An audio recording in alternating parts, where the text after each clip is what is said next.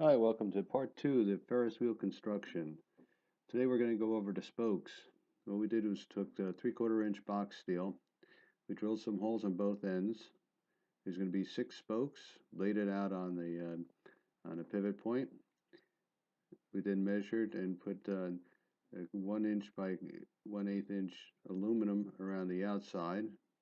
And here's a picture of one of the spokes laid out. We laid it on top of each other, make sure everything's square and plumb. And here's a picture of both of them as a mock-up and how it's going to look. Okay, it's time to start working on the framing of the unit. Here's a picture of her laying out how it's going to be framed out. A picture of it static, and now we're going to go into some video on how we get this done. So let's talk about the framing of this Ferris wheel over here. Again, this is in the mock-up stages. Pretty much just have some 2x4s set up on the side. It's going to end up to be in the same type of a fashion, but of course we have a little bit of work to do on all that. It's just a small frame. Right now what I have here is just a pipe to go through. We're going to install the spokes on here. It'll be a moment of truth. We'll let you know how it would make out. Okay, here we go. We're gonna try. We got one side of the spokes in. I figured I'll give you a treat here and see if we can get the other one in without too much of a hassle. It's not gonna be fun, but let's see what we can do here.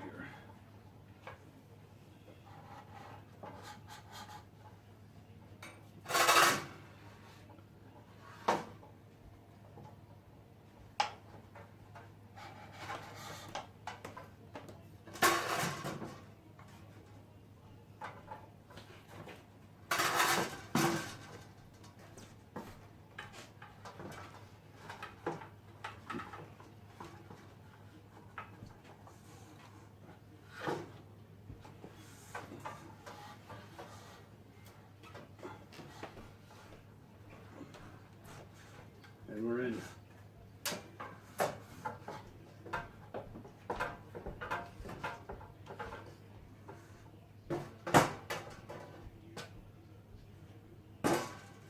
And we spin. Okay. Now we do have some wobble in here, which is expected because there's no bushings in there.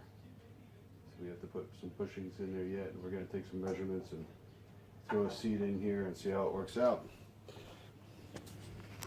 Okay, well, so here's an engineering issue. Things look pretty good towards the bottom, but when I come up to the top, the unit gets closer, which isn't too much of an issue because what we're going to do here is we're going to put a stringer between this beam and this one.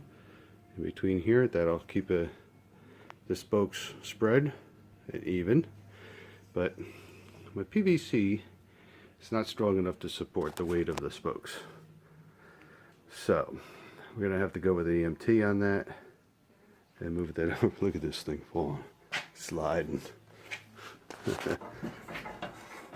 Sliding on over.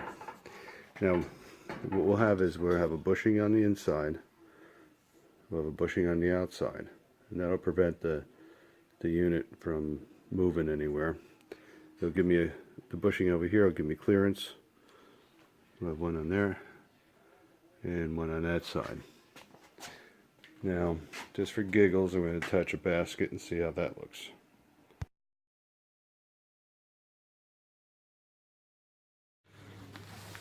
Well, chair fits, and other than we have to obviously tweak out a lot of the measurements and put some more support bracing in.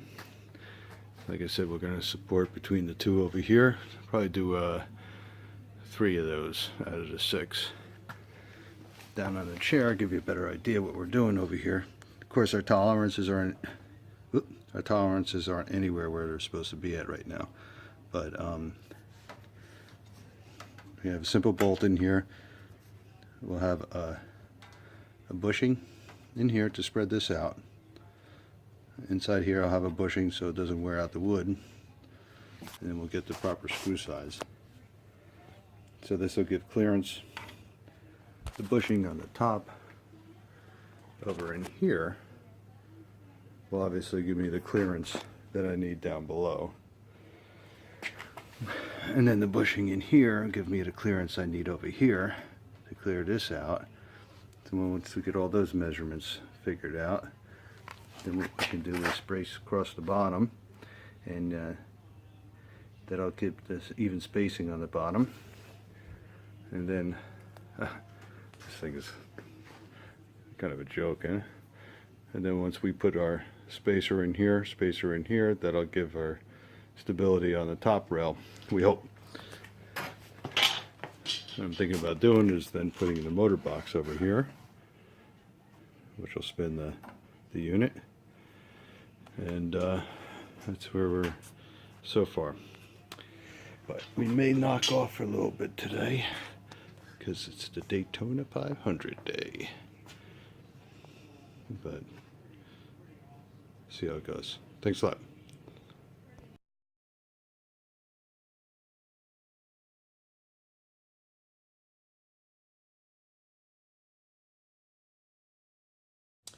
Okay, I wanted to prove to Dan that this actually works.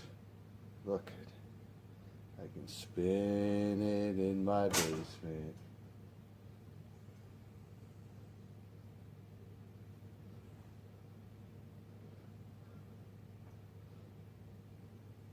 Yippee!